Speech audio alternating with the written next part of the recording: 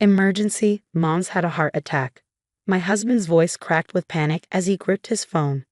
We need to go home now. I stared at the pristine waters of the Maldives beach, watching our dream vacation crumble before my eyes.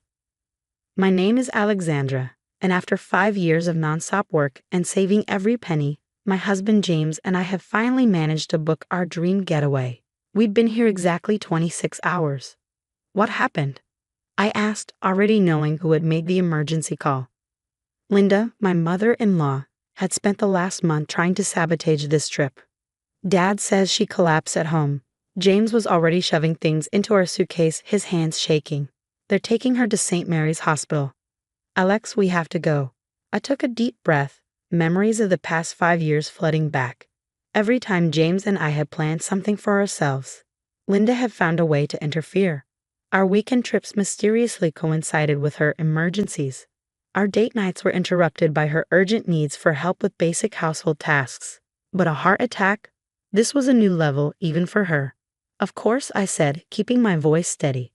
I'll start packing while you book the flights.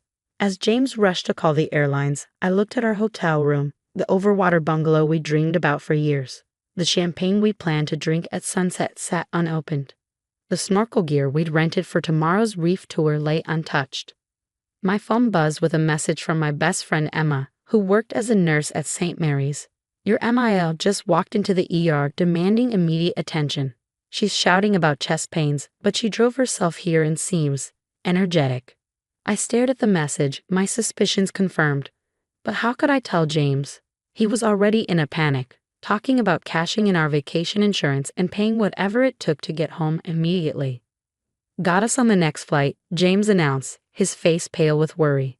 We leave in 3 hours. It's going to cost a fortune, but Mom needs us. I sat down on the bed, choosing my next words carefully. James, before we leave, I think we should call the hospital directly. He frowned. Dad already told us what's happening. We don't have time to. Please, I said firmly, just call the hospital. Ask about her condition. Maybe it was something in my tone, or maybe deep down he had his own doubts. But James picked up his phone. I watched as he dialed St. Mary's and asked about Linda Mitchell. The color drained from his face as he listened. What do you mean she's arguing with the triage nurse? I thought, Dad said she had a heart attack. I pulled out my phone and showed him Emma's message. James sat down heavily beside me, the realization hitting him hard.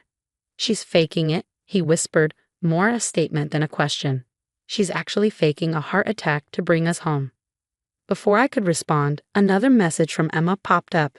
You need to see this. I'm sending you security footage from the ER entrance.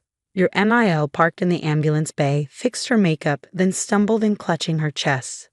The performance would be impressive if it wasn't so manipulative. The video loaded, and there she was, Linda, parking her Mercedes precisely between the lines, checking her reflection in the rearview mirror, and then transforming into a woman in desperate medical distress as soon as she opened the car door. James watched the footage in silence, his expression shifting from shock to anger. 5 years, he said finally. For 5 years, every time we tried to do something for ourselves, she's pulled something like this. But this is too far. I wrapped my arm around his shoulders, feeling his body tremble with a mix of emotions. I'm so sorry, James. No, he said, standing up suddenly. I'm the one who's sorry. Sorry I let her manipulate us for so long. Sorry I didn't see what she was doing. He picked up his phone again, but this time his hands were steady. I need to make 2 calls, one to cancel our emergency flights and one to tell my mother exactly what I think about her little performance. I watched as he stepped out onto our private deck, phone in hand. The sun was setting over the ocean, painting the sky in brilliant oranges and pinks. We hadn't lost our vacation after all, but something had shifted.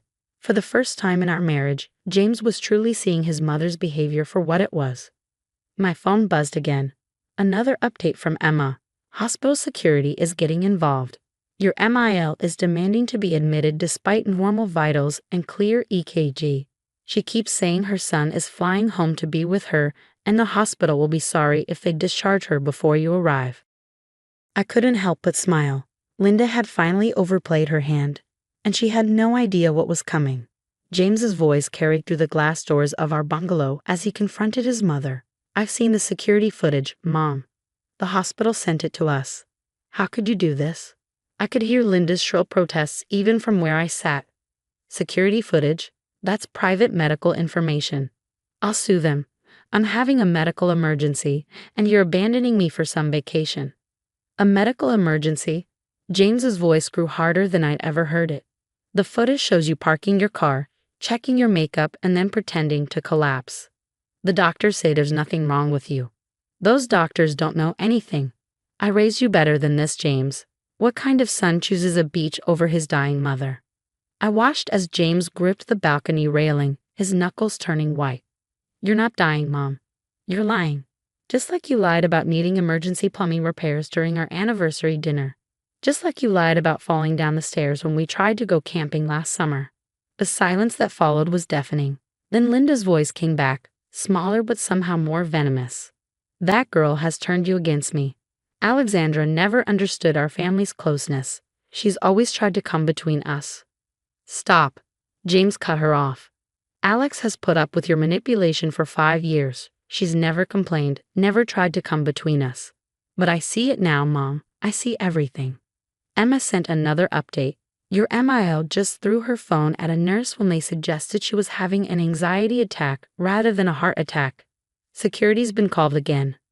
I stepped out onto the deck, placing a gentle hand on James's shoulder. He leaned into my touch, still holding the phone. I'm done, Mom, he said firmly. We're staying on our vacation. If you actually have a medical emergency, the doctors at St. Mary's are more than capable of handling it. But this manipulation, these lies, they stop now. You'll regret this, Linda hissed. When something really happens to me, you'll wish you'd been a better son. No, Mom. The only thing I regret is not standing up to you sooner. Goodbye. He ended the call and turned to me, his eyes glistening with unshed tears. I'm so sorry, Alex. I should have seen it years ago. Before I could respond, his phone buzzed with a message from his father. Your mother's being escorted out of the hospital. She's hysterical. Please come home and help deal with this. James looked at the message, then at me, then at the beautiful sunset over the ocean. For a moment, I saw the old uncertainty cross his face, the ingrained response to rush to his mother's aid. You know what? He said, putting his phone on silent and placing it face down on the deck table. Dad enabled her behavior just as much as I did. They can handle this themselves. Emma's updates kept coming. Your MIL is now in the parking lot, telling anyone who'll listen that her son is abandoning her on her deathbed. Hospital security has informed her she'll be trespassing if she comes back without an actual emergency. I couldn't help but laugh, and after a moment, James joined in.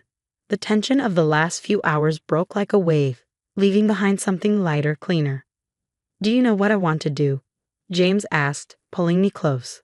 I want to open that champagne we've been saving.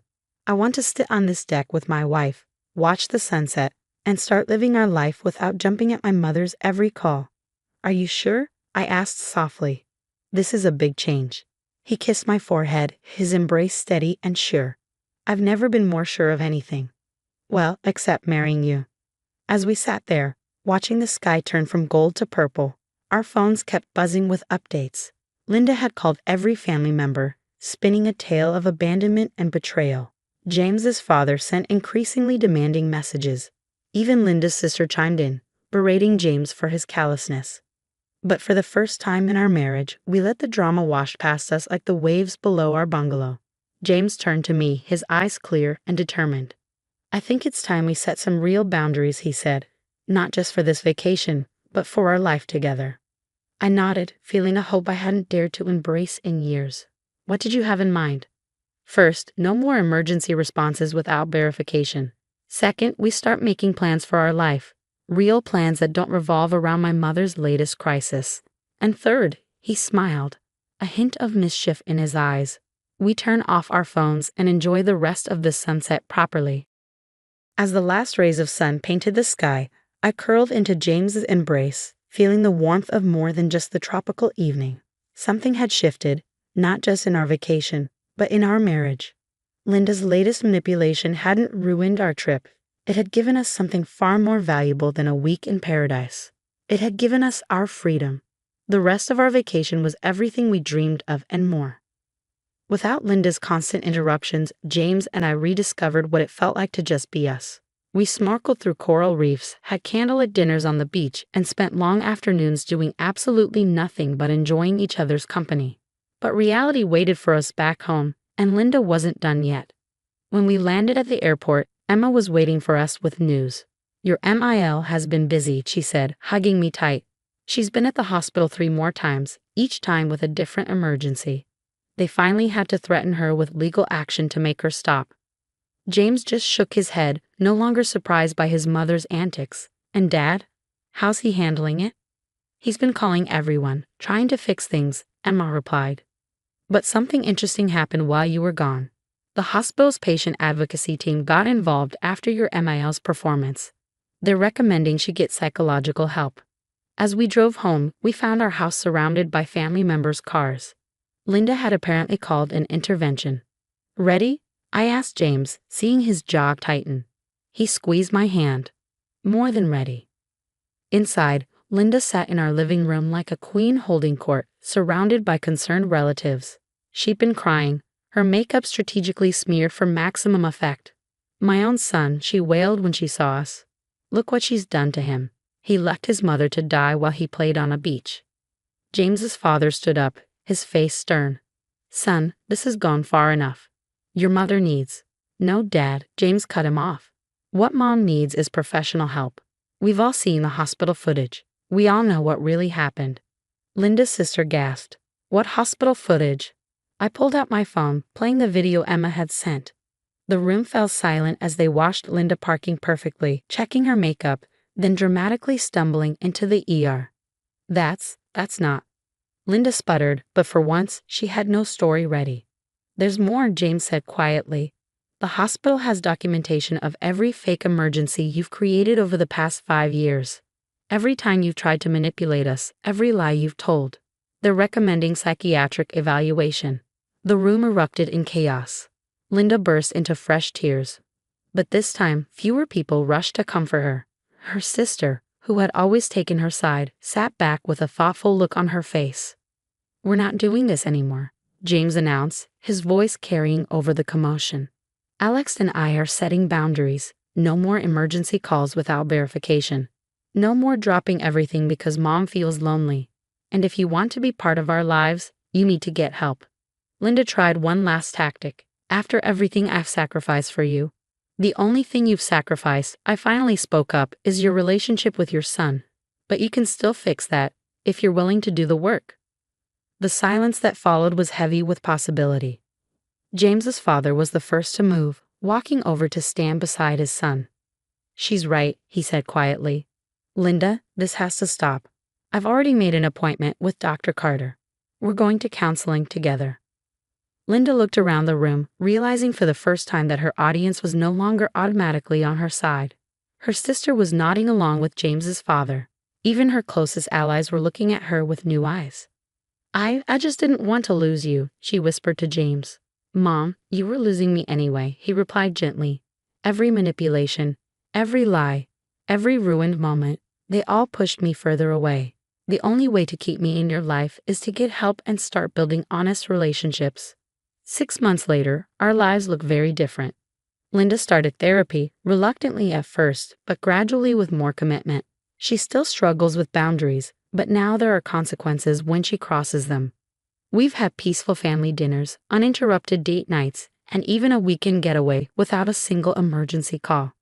Last week, she did something that shocked us all. She apologized. Not a manipulative, self-pitying apology, but a real one, acknowledging the harm she caused and the work she still needs to do. "I was so afraid of being alone," she admitted during a family session. "I thought if I kept you close, kept you needing me, I'd never lose you. Instead, I was pushing you away." James and I still have the sunset photo from that evening in the Maldives framed in our living room.